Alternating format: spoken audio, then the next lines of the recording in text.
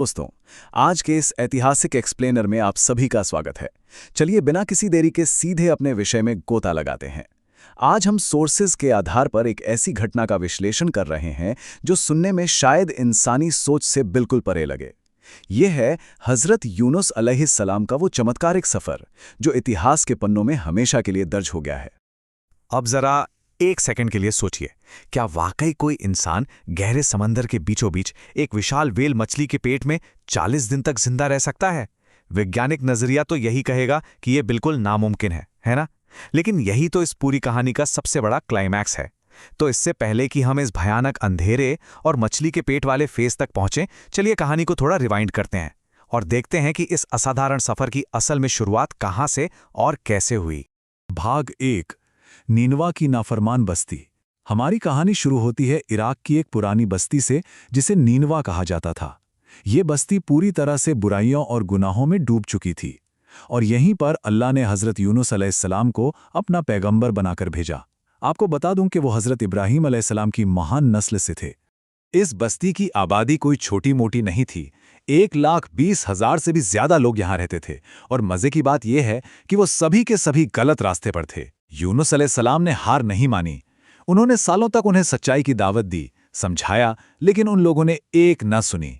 उल्टा जब उन्होंने पैगंबर को धमकियां देनी शुरू कर दी तो आखिरकार यूनुस अलैहिस्सलाम ने उन्हें अल्लाह की तरफ से आने वाली एक भयानक सजा यानी अजाब के बारे में सख्त चेतावनी दे दी। उन्होंने अपनी कौम को साफ बता दिया कि ठीक 7 दिन के बाद उन पर अजाब नाजिल होगा। लेकिन इसके बाद जो हुआ वो इस कहानी के एक बहुत ही क्रिटिकल टर्निंग पॉइंट है। यूनुस अलैहिस्सलाम इतने ज्यादा गुस्से और निराशा में थे कि वो 7 दिन पूरे होने से पहले ही बस्ती छोड़कर चले गए, जबकि सच तो ये था कि अल्लाह ने उन्हें सिर्फ मोहलत देने की इजाज़त दी थी, खुद वहां से चले जाने की नहीं। नबियों के लिए ये एक बहुत ही सख्त नियम होता है कि वो बिना ऊपर वाले की इजाज़त के अपनी पोस्ट नहीं छोड़ सकते। भाग 2, अजाब का डर और तौबा। तो अब अहम सवाल ये है कि पैगंबर तो बस्ती से निकल गए, लेकिन पीछे उन बस्ती वालों का आखिर हुआ क्या? उनके जाते ही नीनवा में कुछ बेहद खौफनाक घटनाएं घटने लगी। जरा इस मंजर की कल्पना कीजिए। यहाँ एक तरफ यूनुस अलैहिस्सलाम गुस्से में बस्ती से दूर समंदर की तरफ जा रहे हैं और दूसरी तरफ पीछे बस्ती वालों ने आसमान में एक बहुत बड़ा डरावना काला बादल अपनी तरफ तेजी से बढ़ते हुए देखा। उस बादल के अंदर से आग की लपटें नजर आ रही थीं। ये देखते ही बस्ती के सरदार तुरंत समझ गए कि ये कोई आम तूफान नहीं है, बल्कि ये वही अजाब है जिसका पैगंबर ने जिक्र किया था। उन्हें पिछली कौमों जैसे आद, समूद और लूत अलैहिस्सलाम की कौमों का अंजाम याद आ गया। और इस खौफ का नतीजा क्या हुआ? उन्होंने फौरन अपने सारे काम रोक दिए। लगातार 3 दिन तक पूरी बस्ती ने पुराने और फटे पुराने कपड़े पहने वो जमीन पर गिरकर रोने और गिड़गिड़ाने लगे। हालात इतने जज्बाती हो गए थे कि उन्होंने परिवारों को भी अलग कर दिया। माँ को बेटी से और बाप को बेटे से जुदा कर दिया गया ताकि हर इंसान अपनी जगह बिल्कुल अकेला तड़प कर अल्लाह से माफ़ी मांगे।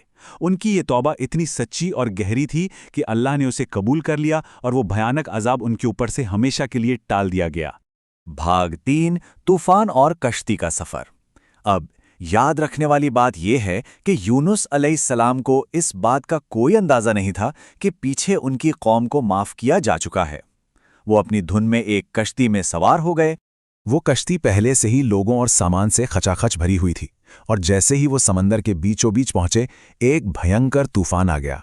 तूफान इतना खतरनाक था कि कश्ती बस डूबने ही वाली थी।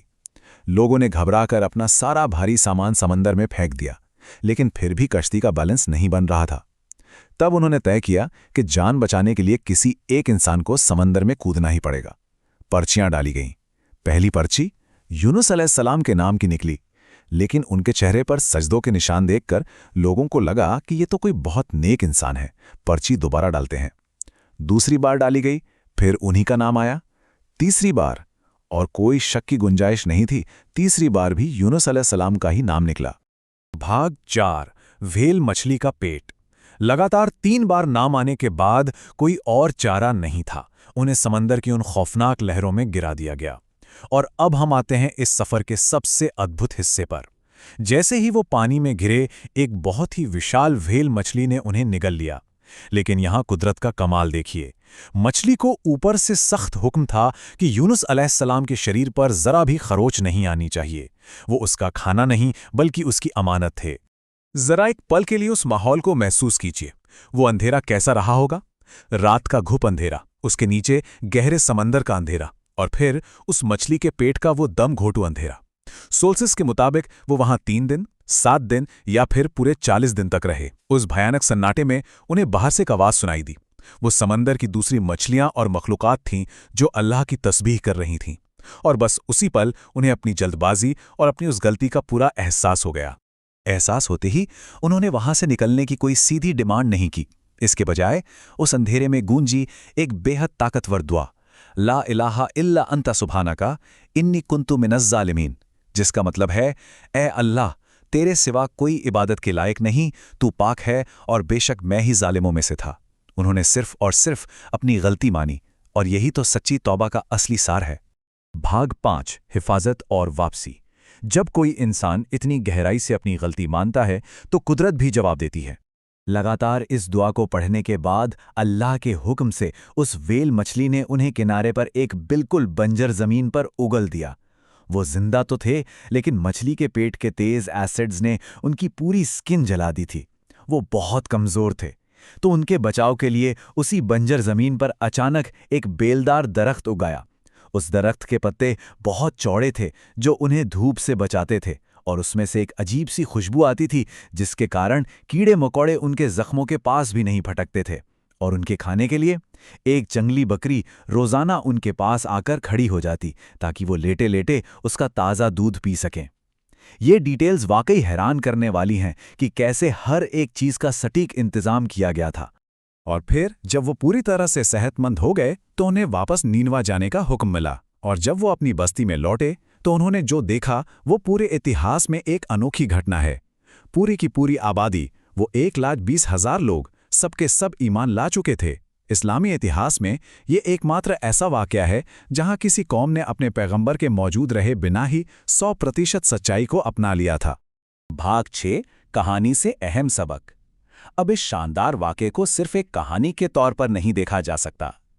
आपको बता दूं कि बाद में यही वाक़या पैगंबर मोहम्मद सल्लल्लाहु अलैहि वसल्लम को तसल्ली देने के लिए भी इस्तेमाल किया गया था, ताकि वो लोगों के बुरे बर्ताव से कभी निराश या फ्रस्ट्रेट ना हो।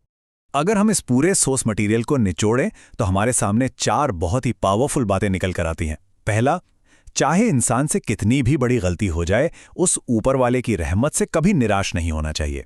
दूसरा, अपना काम नेकी और सच्चाई की बात कहना कभी नहीं छोड़ना चाहिए, रिजल्ट चाहे जो भी हो। तीसरा, गुस्सा और जल्दबाजी हमेशा इंसान को मुसीबत में ही डालते हैं। और चौथा, जो सबसे अहम है, जो चीज़ हमारे लिए नामुमकिन का टैग लेकर आती है वो कुदरत के लिए हमेशा मुमकिन होती है। तो इस पूरे विश्लेषण को खत्म करने से पहले मैं आपके सामने एक सवाल छोड़ना चाहता हूं। जरा सोचिए, अगर गहरे समंदर में एक व्हेल मछली के पेट का वो 3 परतों वाला घुप अंधेरा भी अल्लाह की रहमत और मदद को नहीं रोक सकता, तो आज हमारी जिंदगी में ऐसी कौन सी मुश्किल है जिसे पार नहीं किया जा सकता। इसी एक विचार के साथ हम आज का ये एक्सप्लेनर यहीं समाप्त करते हैं। मुझे उम्मीद है कि इस विश्लेषण से आपको एक नया नजरिया मिला होगा। सीखते रहें और आगे बढ़ते रहें।